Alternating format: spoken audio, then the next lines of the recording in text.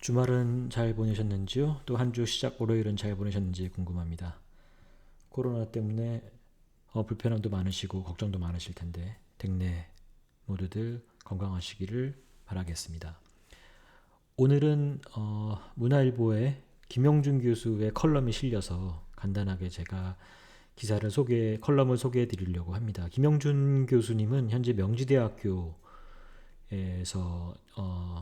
교수로 재직하고 계시고요.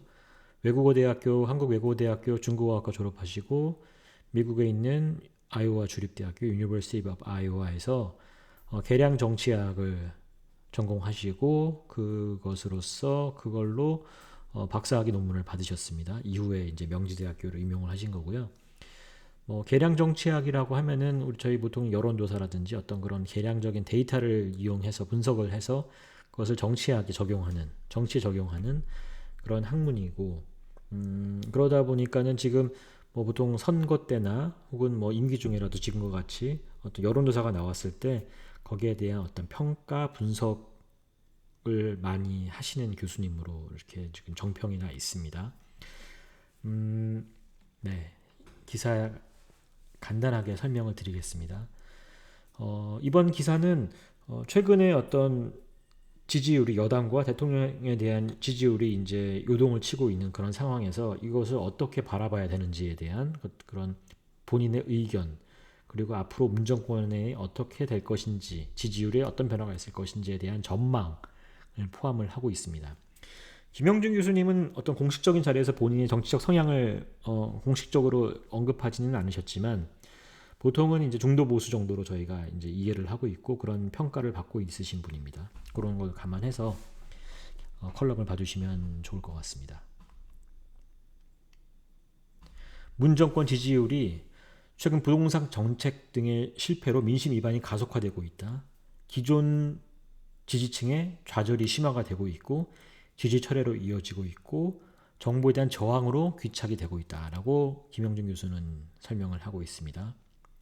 국정 지지율은 어떤 한 주 한 주간의 어떤 그런 등락이 중요한 것이 아니라 그런 트렌드, 흐름이 중요하다라고 얘기를 하고 계시고요.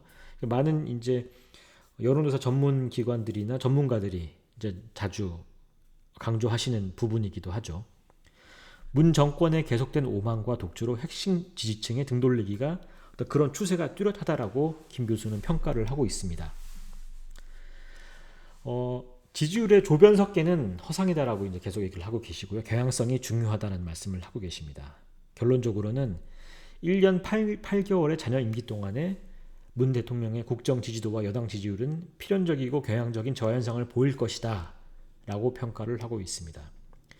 8월 둘째 주를 보시죠. 여러분 잘 아시는 저도 유튜브에서 말씀을 드린 적이 있습니다만 처음으로 취임 이후 지지도가 39%로 최저치를 기록을 하게 됩니다. 더불어민주당 지지율도 33%로 추락을 하게 되고요. 원인은 부동산으로 실정에서 드러난 정부 무능, 대통령의 동떨어진 상황 인식, 인사, 국정 독주, 윤미향, 오고돈, 박원순, 집권 세력의 도덕적 파탄, 그 다음에 내로남불, 이런 것들이 저를 포함한 어떤 보수 진영에서는 이런 것들을 진작부터 저희가 이렇게 판단을 하고 있었지만 이제는 기존의 지지층들까지도 이런 평가를 내리고 있다는 것이고요.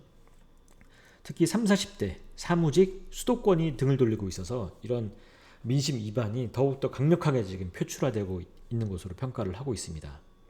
자, 그런데 8월 3주, 8월 15일 광복절 이후 여러분 잘 아시다시피 8.15 시위가 있은 이후에 문 대통령 긍정평가가 급속도로 증가합니다. 8% 증가를 했고 민주당 지지율도 6%나 증가를 하게 됩니다. 코로나 때문인 건 저희 모두 알고 있죠. 국민은 국가적 위기가 닥치면 정권의 힘을 모아주는 경향이 있다. 네. 하지만 기존의 어떤 우리 국민들, 지지 세력이든 뭐아니든지 간에 기존의 여권을 평가하는 기준이 과거에는 정서적 일체감이라는 이런 것들을 사용을 했다는 겁니다. 즉 도덕적으로 우위에 있다, 기존 보수에 대비해서. 그래서 부패한 보수보다는 국정 운영을 잘 할 것이라는 기대, 이걸 바탕으로 기대를 바탕으로 지지를 보낸 것이었죠. 당연하겠죠. 정권 초기나 정권 중반기 정도에서는 아직까지 그 정권을 평가할 어떤 그런 풍부한 뭐 성과물이 나올 만한 시간이 아니었기 때문에 기대만을 가지고 평가를 했던 거죠. 네, 하지만 집권이 절반을 지나고 3년이 지난 현 시점에 있어서는 이제는 그 정권이 보여준 성과물을 가지고 판단을 한다는 것입니다. 자, 그래서 이렇게 결론을 내고 있다라고 김영준 교수는 얘기를 하고 있습니다. 여권은 불공정하고 무능하며 오만하고 비도덕적이다. 기존에는 정서적 일체감과 정부의 성취에 대한 기대를 무시하는 전망적 평가에 비중을 뒀지만 새로운 기준에서는 실리적 요인에 의존하고 정부의 과거 성과를 냉정하게 바라보는 회고적 평가를 그 기준으로 하고 있다라고 김 교수는 평가를 하고 있습니다.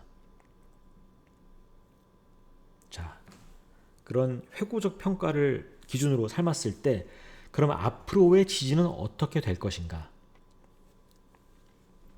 국민의 삶과 직결된 정책 실패, 정부에 대한 기대와 성취 간에 인내할 수 없는 격차 심화, 그렇기 때문에 코로나로 야기된 일시적인 지지율 반등이 지속되기는 쉽지 않을 것이다 라고 평가를 하고 있습니다. 통계적으로도 역대 정부에서는 집권 4년차 3분기 이후에는 모든 정부에서 부정평가가 긍정보다 높은 현상이 나타났고요. 문 대통령 같은 경우 정책적 무능, 집권 여당의 무기력 이런 것들이 계속 지속되고 강화가 되기 때문에 이런 지지율의 경향적 저하는 필연적이다라고 평가를 하고 있습니다. 자, 간단하게 다시 요약을 드리겠습니다. 여권의 콘크리트 지지층이었던 3040 화이트 칼라 수도권 민심이 요동치기 시작했다.